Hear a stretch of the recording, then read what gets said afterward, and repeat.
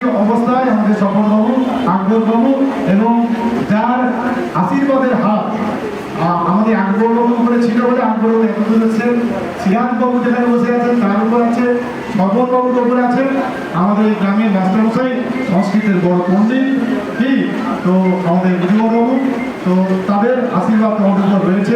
আমি মধুবরবাবুকে প্রথমে আমি প্রণাম জানাচ্ছি, আর মঞ্চে যারা আমার গুরুজন তাদেরকে প্রণাম জানাচ্ছি, আর যে সকল জ্ঞানীজন রয়েছে আমার বন্ধু প্রতি, ভ্রাতৃ প্রতি, তাদেরকে শ্রদ্ধা জ্ঞাপন করছি। শুধু প্রিয় ছাত্রছাত্রী, তোমাদেরকে একটা কথা আমি বলবো, দিন বদলে গেছে। আমার ফেসবুক বলে যদি কেউ থাকো তোমরা দেখবে, কয়েকদিন আগে উঠে লিখেছি 95 বছর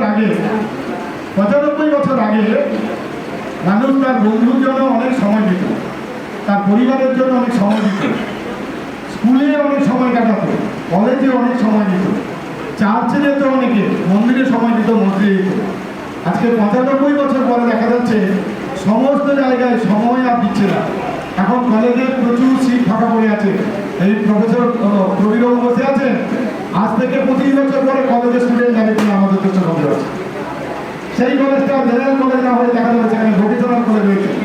আজকে স্বপনবাবুকে আর হোটেল ম্যানেজমেন্টের ট্রেনিং দিতে হবে না, পশ্চিমবঙ্গ সরকার হোটেল ম্যানেজমেন্ট কম্পিউটার ট্রেনিং শুরু করবেন এই সাগর মহাবিদ্যালয়ে, বেশি দিন না, আজ থেকে 25 বছর পর। তোমরা সবাই কিন্তু এখানে সরকারি পয়সার কোনো পড়াশোনা করতে পারবে, কেন দিন বদলে গেছে। আজকে সব থেকে বেশি সময় আমরা দিচ্ছি কোথায়? অনলাইনে সময় দিচ্ছি এখন বেশি। ইনকাম করছে কি?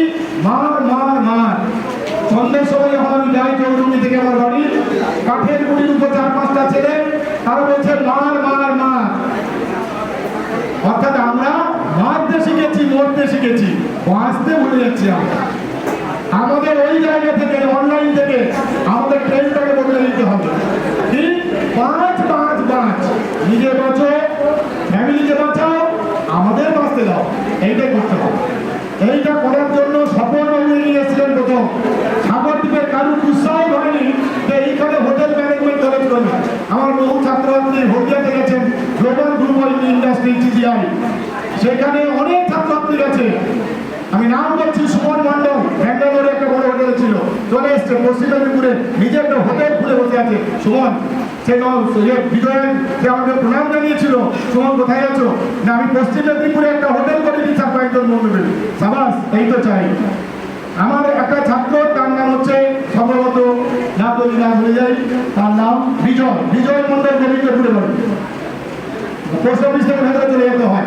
সে বড় জায়গা থেকে বিশাল হোটেলের মালিক, কিন্তু মাঝে মধ্যে দুঃখ হয়, রাতের বেলা আমার সাথে উল্টাপাল্টা কথাবার্তা বলে, অসংলগ্ন কথাবার্তা বলে। আমার আরেকজন ছাত্র, তার নাম হচ্ছে পিকলু সাঁতরা, কাছে আমাদের বাড়ি, হোটেল ম্যানেজমেন্ট নিয়ে সে চাকরি করছে, ভালো ইনকাম করছে। অঞ্জন দাস কাছে আমাদের বাড়ি, ভালো ইনকাম করছে। আর প্রিয় ছাত্ররা, এখানে আমার অনেক ছেলেমুখ আছে, আমার স্কুলে পড়াশোনার অনেকও যারা আছো, পরিচিত মুখ, তোমরা যাবে, তোমরা জানাতে পারবে, কিন্তু একটা কথা বলে রাখতে হবে, যারা পূর্ববর্তী বক্তারা বলে গেছে স্বামীজির সেই কথা। আমরা এখানে এসে এডুকেশন নিলাম, প্রাইমারি স্কুলে এডুকেশন নিয়েছি, স্কুল কলেজে নিয়েছি, এখানে এডুকেশন নিলাম। স্বামীজি সেই এডুকেশনের কথা বলেছিলেন কি? We want that education by which character is formed. আশা করছি তোমাদের চরিত্র গঠন হয়েছে। Strength of mind is increased, মনের শক্তি বেড়েছে।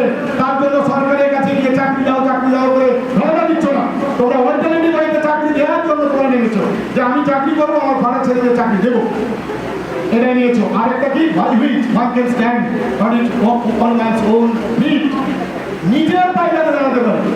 সেই এডুকেশনের প্রয়োজন নেই যে এডুকেশন আমাকে মাস্টার্স ডিগ্রি PhD একটা কাগজ দিয়েছে, কিন্তু আমার বয়স 40 হয়ে গেল, আমি এখনো প্রফেসর হতে পারলাম না, এখনো আমি শিক্ষক হতে পারলাম না। আমার বাবা মাকে এখনো পুজোর সময় আমি একটা কাপড় ধুতি কিনে দেওয়া তো দূরের কথা, বাবার কাছ থেকে পয়সা নেই। আমরা ওই রকম এডুকেশন চাই না। স্বামীজি বলছেন সেই এডুকেশন চাই, আমার চরিত্র ঠিক থাকবে, আমার মনের জোর বাড়বে এবং আমি নিজের পায়ে দাঁড়াতে পারবো। আমার মনে হয় এই জাতীয় যে অল্টারনেটিভ এডুকেশন, এই এডুকেশনের ভীষণ প্রয়োজন আছে।